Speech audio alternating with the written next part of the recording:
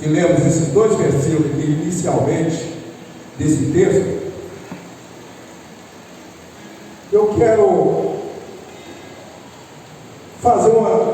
discorrer desse texto aqui, mas para isso nós entendemos como Paulo diz aqui: agora, pois nenhuma condenação há.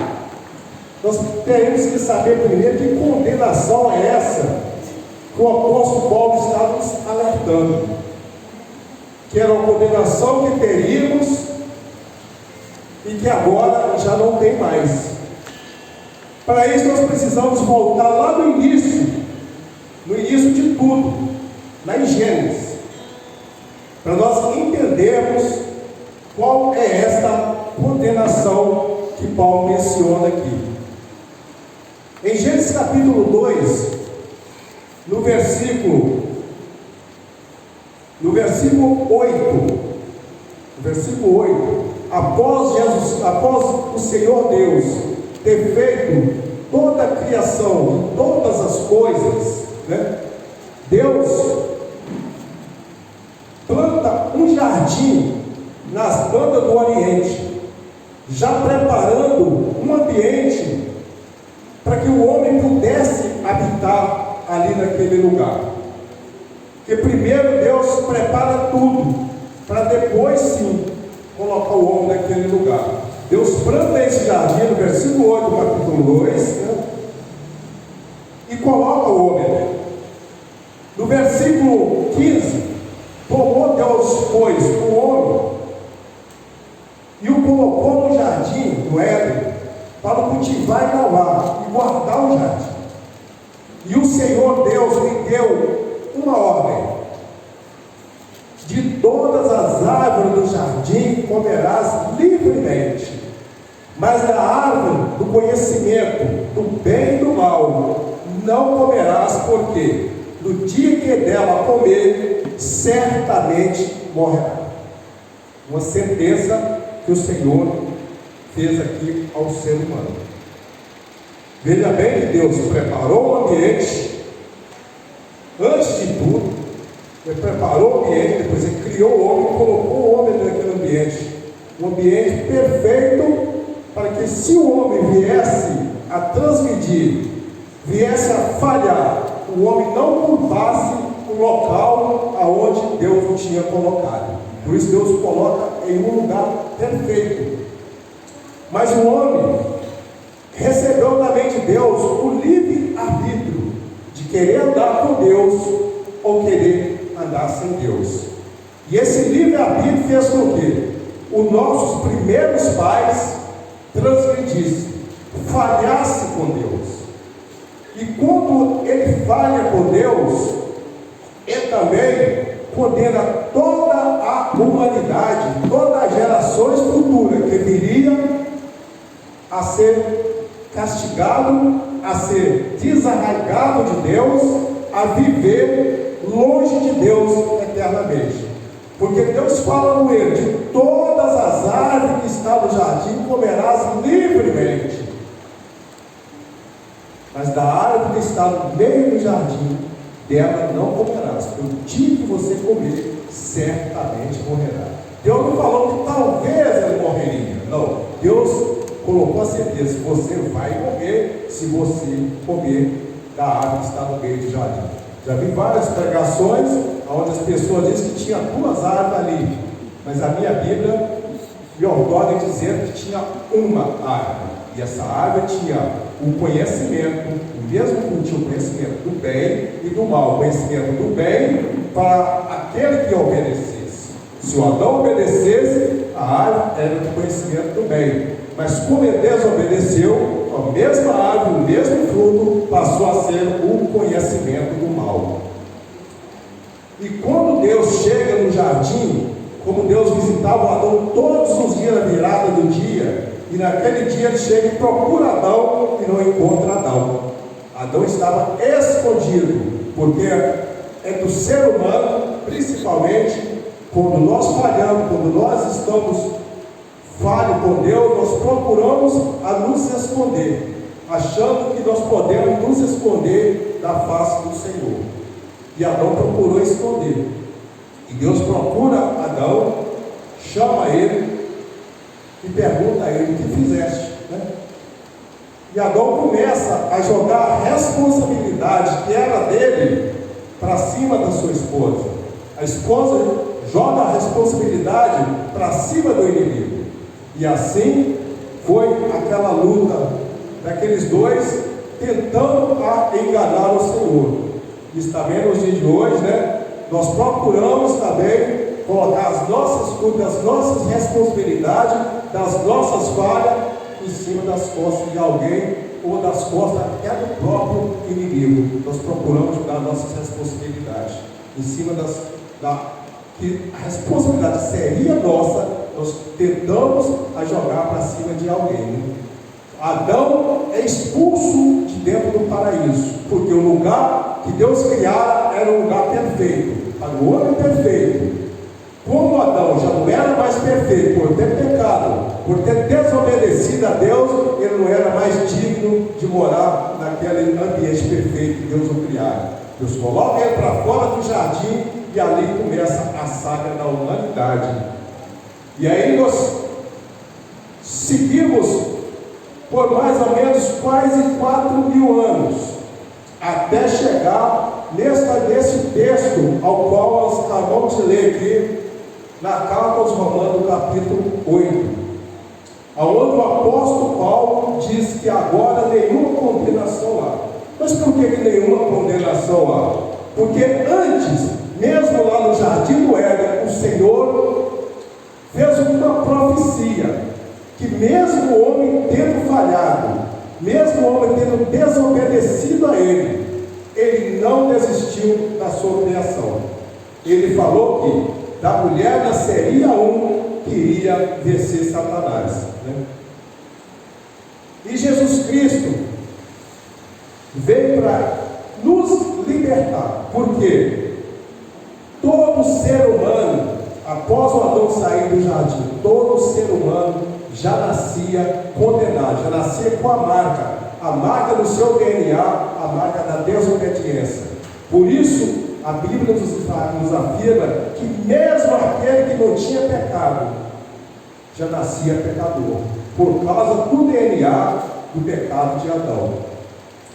E como o pecado foi cometido pelo homem perfeito, porque Adão foi criado perfeito por Deus, então, esse pecado, essa mácula, essa mancha, só poderia ser tirado através de um homem perfeito também. E Deus olha para a terra e Ele não vê nenhum justo sequer que pudesse resgatar o direito da humanidade a ter o ligamento com Deus, ter o elo novamente com Deus, que fora quebrado por Adão no dia que Adão desobedeceu a Deus. E Deus olha para a terra e não vê ninguém capaz de fazer este sacrifício. E Deus, no seu maior amor, no seu amor profundo, amor inigualável, amor que nós não temos como mensurar este amor, Deus dá o seu Filho para que nós fôssemos resgatados novamente e fôssemos ligados a Deus novamente através do sacrifício do seu Filho na cruz do Calvário. E Jesus veio a este mundo quase 4.000 anos depois dessa sentença lá no Éden.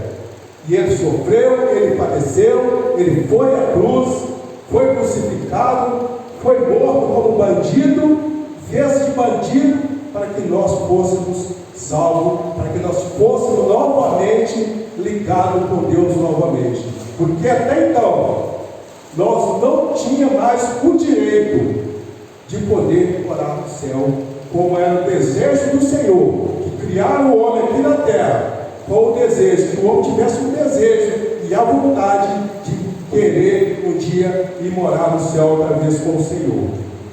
Mas esse elo foi quebrado, essa ligação foi quebrada com Deus, e Deus não queria de maneira nenhuma desistir da sua criação, que era o ser humano. E Jesus vem e faz este sacrifício. Subiu a cruz, foi ao madeiro, por mim e por você. E ali na cruz do Calvário, ele disse ao Pai: Pai, está pago, está consumado. E quando Jesus diz está pago, está consumado, aquela que havia Deus profetizado na vida de Adão e de todo ser humano, ela foi quebrada ali na cruz do Calvário. Então, quando nós ouvimos alguém falar, só o Senhor morreu na cruz para me livrar dos meus pecados. Não, Jesus foi à cruz do Calvário para nos livrar de um pecado, o pecado original, o pecado do Éden. Porque os demais pecados que o homem comete, ele mesmo é o responsável por ele. Agora, o pecado original, o pecado do Éden, ninguém, nenhum homem, nenhum ser humano na face do universo poderia nos resgatar, poderia compensar aquela falha cometida pelo nosso pai Adão. Então, o ser humano que diz que o Senhor morreu na cruz pelos nossos pecados, não é uma verdade completa. Ele morreu por um pecado. Porque se eu sou um assassino, um criminoso, se eu prostituo, se eu minto, se eu roubo, se eu sou um maldizente, tudo isso é um pecado que eu cometo na minha carne. E como eu cometo esse pecado na minha carne, a responsabilidade de tirar esse pecado é meu, não é de Jesus Cristo. O pecado na carne, o homem é responsável para tirar ele. E ele tira ele quando ele muito bem quiser. Porque o homem tem o livre-arbítrio. Ele tem o direito de pecar se ele quiser, de andar como ele quiser e fazer como ele quiser. Então, no dia que o homem chega e diz: Senhor, a partir de agora, eu não quero ser mais o que eu era antes. Eu não quero mais seguir este caminho que eu seguia antes. Eu quero mudar de vida. Eu quero uma vida diferente. Eu quero seguir o teu Filho amado Jesus Cristo. E nós pedimos ao Senhor perdão do fundo do nosso coração. Pedimos a Ele que nos perdoa todas as nossas transgressões, todas as nossas iniquidades e nossos erros. E esse pedido vem do coração. Na mesma hora, o Espírito Santo leva o nosso pedido até Cristo. E Cristo intercede por nós junto a Deus, pedindo a Ele: Pai, perdoa-nos. E nós somos perdoados os nossos pecados que somos cometidos na nossa carne.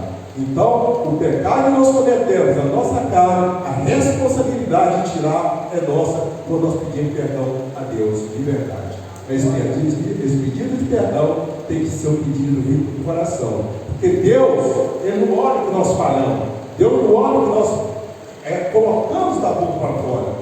Deus sonda a intenção que está no nosso coração. Então, os nossos pedidos, não somente de perdão de pecado, mas de todas as petições que fizermos a Deus, o nosso pedido tem que vir do coração, porque Deus conhece é o nosso coração.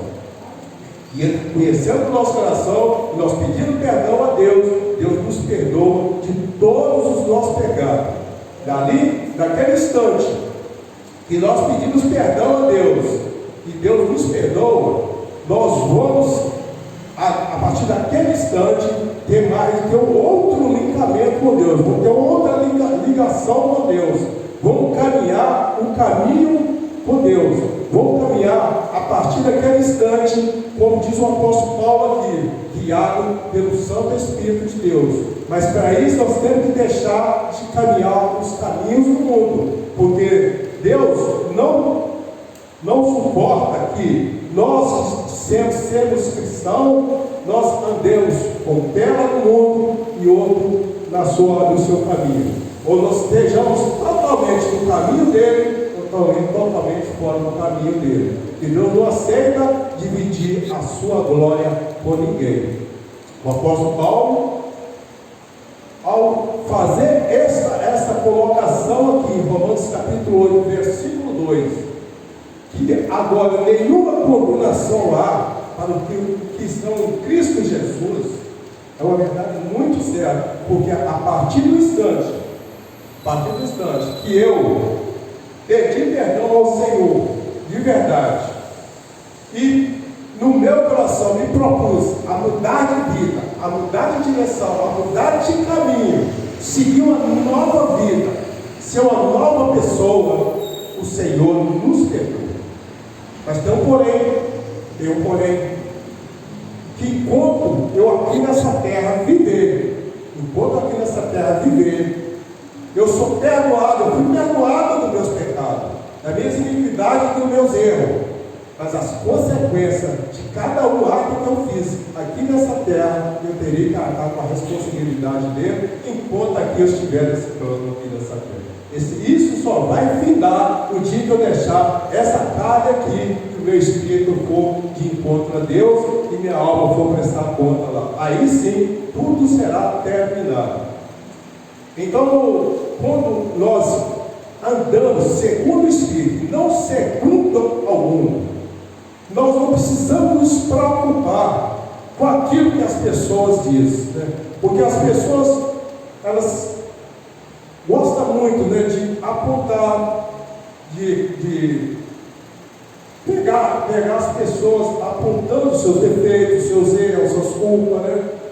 Mas o apóstolo Paulo diz aqui: quem pode intentar a acusação contra os eleitos de Deus? Se nós aceitamos a Cristo no nosso coração verdadeiramente, estamos seguindo, sendo guiados pelo Espírito, o único que poderia intentar alguma acusação contra nós é Jesus Cristo. E eu não entendo, pelo contrário, ele não entende nenhuma acusação contra nós, muito pelo contrário, ele nos auxilia na nossa caminhada.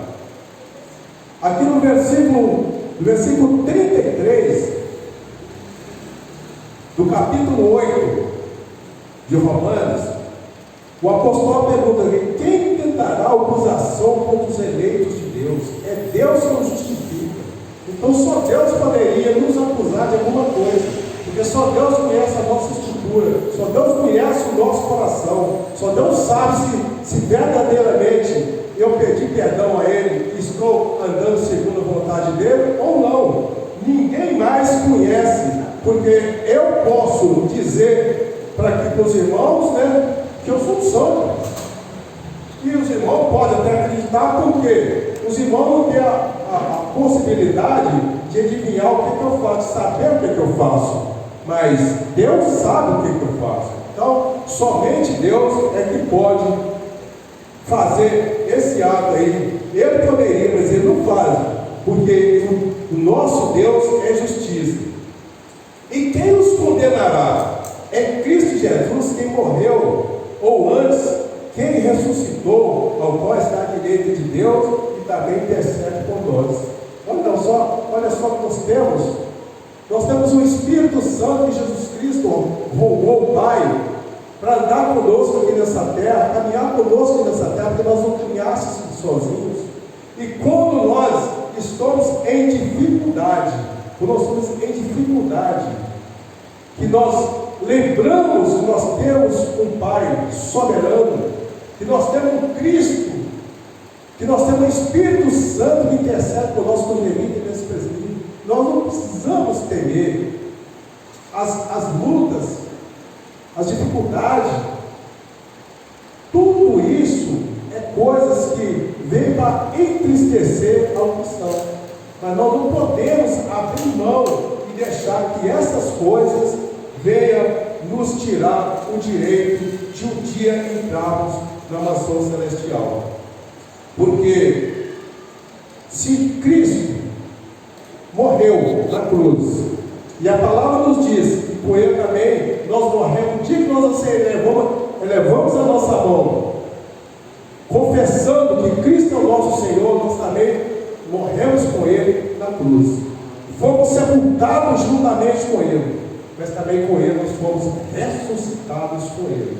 Então, se nós somos ressuscitados com Ele, e Ele está à direita de Deus, então nós podemos pedir ao Senhor as coisas que nós tanto necessitamos e precisamos. Que às vezes nós pedimos ao Senhor coisas para os nossos deleites, né? O apóstolo Tiago ele diz: nós pedimos e não recebemos porque nós pedimos mal. Que a maioria das vezes que fazemos um pedido a Deus, nós pedimos para o nosso deleite. Não às vezes que eu esteja realmente necessitando ou precisando daquilo, mas às vezes é simplesmente por um deleite. No versículo 35, quem nos separará do amor de Cristo? Quem nos separará do amor de Cristo? Né? Porque muitas vezes quando nós estamos caminhando, né, que nós às vezes entristecemos com alguma coisa que acontece à nossa volta, a primeira coisa que nós fazemos é abandonar o caminho. abandonamos o caminho, culpando os intempéries que acontecem na nossa vida. Às vezes a enfermidade, às vezes a escassez, e muitas vezes um desarranjo na família é motivo para nós podermos largarmos o caminho. Então, quem nos separará deste amor? Seria essas coisas? O apóstolo Paulo faz essa pergunta aqui: quem nos separará do amor de Cristo? Seria tribulação? Seria angústia? Seria perseguição, a fome, a nudez, o perigo, a espada?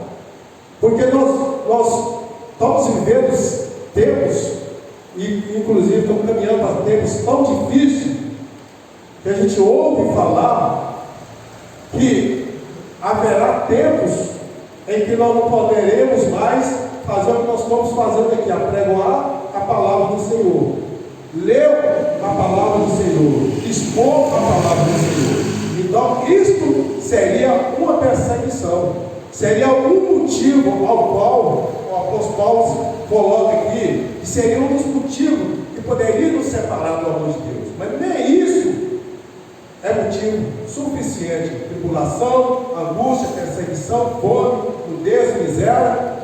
Porque ele diz: estas coisas não podem nos separar do amor de Deus. Porque Deus é soberano, Deus é o provedor de tudo e de todas as coisas.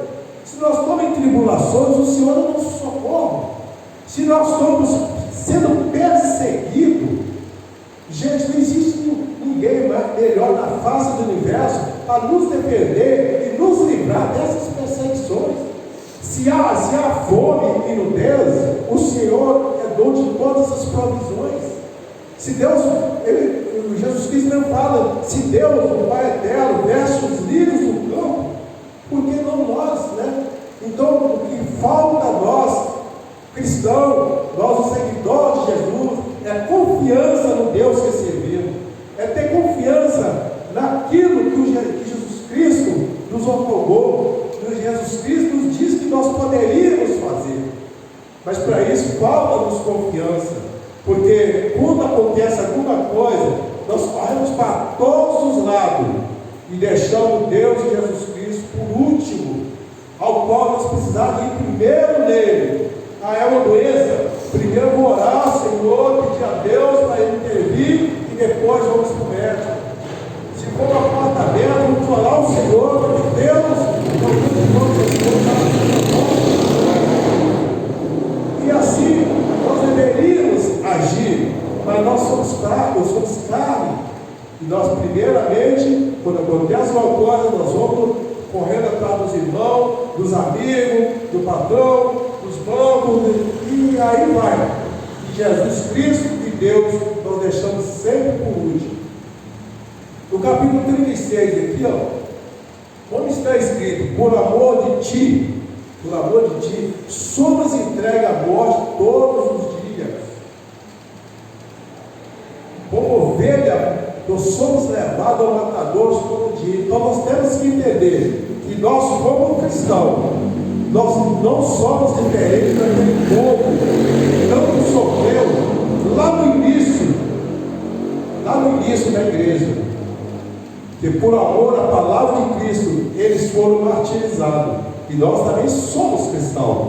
Então nós temos que estar dispostos também a passar por sofrimento, a passar por angústia, a passar por perseguição, a passar por muitas coisas aqui neste mundo. Mas nós temos que passar e glorificando a Deus, porque por todos esses percalços que nós passamos, nós temos que ter a certeza no coração que nós não estamos passando sozinhos. Que mesmo quando nós estamos passando pelo vale da sombra da morte, ou nós estamos no mais profundo, que achamos que a nossa oração não está sendo ouvida, Deus está do nosso lado, só esperando nós abrirmos a boca e chamar por Ele. Porque nós achamos, aqui na frente, o apóstolo Paulo vai dizer que se a altura, Deus está lá no terceiro céu. E como eu sou um pecador, as minhas orações não estão chegando até Ele. Não. Deus está aqui. Porque quando da profecia se cumpre, a palavra nos diz que Deus, a partir daquele instante, Ele disse que Ele não mais habitaria em templo feito por mãos humanas. Ele habitaria no templo de carne, que é o nosso coração. Então, Cristo, nós somos a igreja de Cristo. E o nosso coração é o templo e a morada do Espírito Santo. Então Ele está do nosso lado para nos atender todas as vezes que nós formos até Ele de coração quebrantado, crendo e com fé que Ele pode resolver qualquer situação para nós. No versículo 37, em todas essas coisas, porém, nós somos mais do que vencedores por meio daquele que nos amou. Nós somos vencedores, gente. Nós não somos perdedores.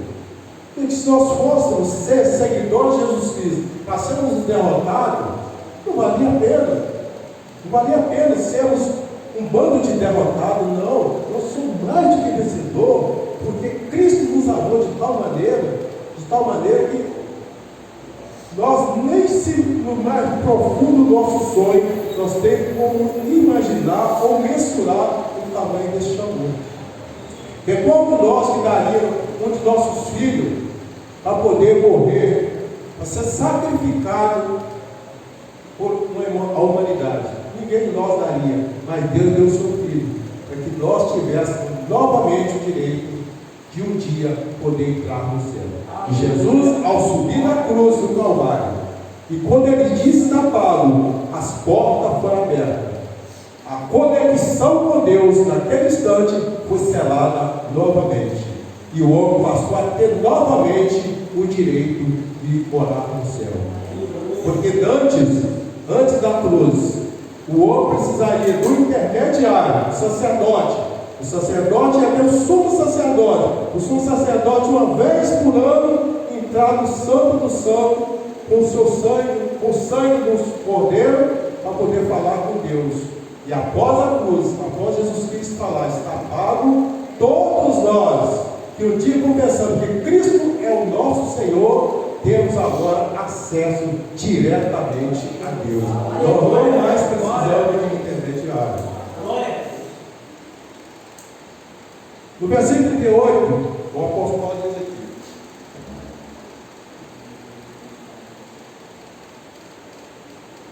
porque estou bem certo de que nem a morte, nem a vida, nem os anjos, nem os principados, nem o presente e nem o porvir, e nenhum dos poderes, nenhuma altura, nenhuma profundidade, nem qualquer outra criatura poderá nos separar do amor de Deus que está em Cristo Jesus, nosso Senhor. É essa certeza que nós temos que ter. É essa convicção que nós temos que ter como cristãos.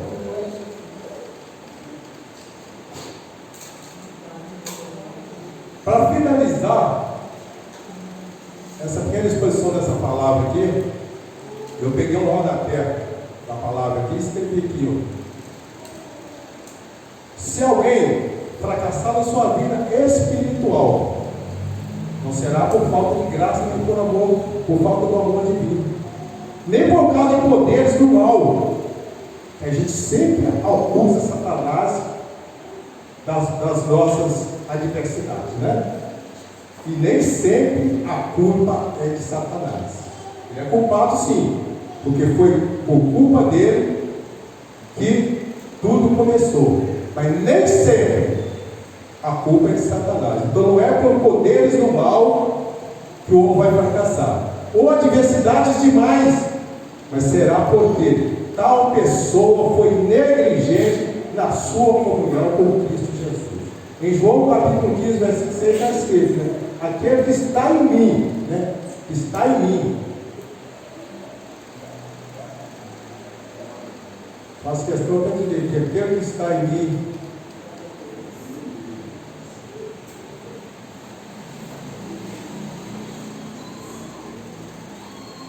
João capítulo 15, versículo 6,